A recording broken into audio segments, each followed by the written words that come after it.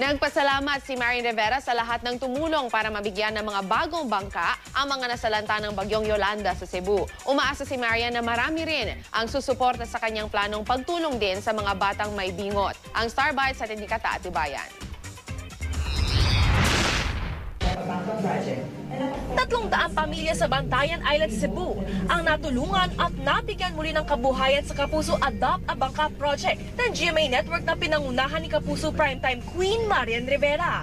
Ang original na target lang noon ng grupo ni Marian ay makapaghatid ng tulong sa halos 100 pamilyang nasalanta ng bagyong Yolanda. Ang hindi inasahan ni Marian ay ang nag-uumapaw na tulong at donasyon mula sa kanyang fans at malalapit na kaibigan. Kaya naman tuloy-tuloy pa rin ang pagtulong ni Marian. Ang perang malilikom mula sa second batch ng kanyang auction ng mga damit, ipambibili namang gamit ng mga isda sa Northern Cebu. Nakakatuwa na ang dami talagang tumulong at umiwala sa project na ito. At higit lalo, syempre kami talagang tatlo na talagang pursigido. May bago rin siyang tutulungan charity organization para sa mga batang may bingot. Gusto kong ayusin ang mga labi nila para makasmile sila ng tama.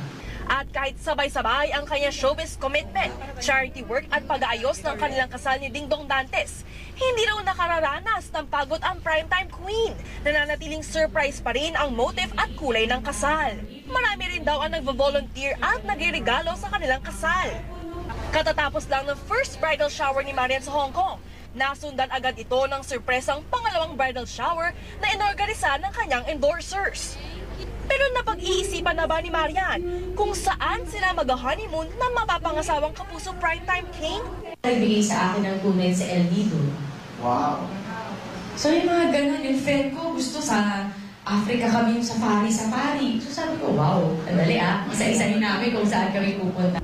At kahit pa puno ang schedule ni Marian sa buong maghapon, ipagluluto niya pa rin daw ng kanyang mga paborito, ang naglalambing na fiancé.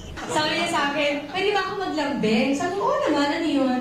Pwede ba pagdating ko, pagluto ko naman ako ng sinigang na hipon tsaka adobo kasi na-miss ko. Sabi talaga, ay sus, no? Sige, pagluluto ko na. Katatibayan, GMA News.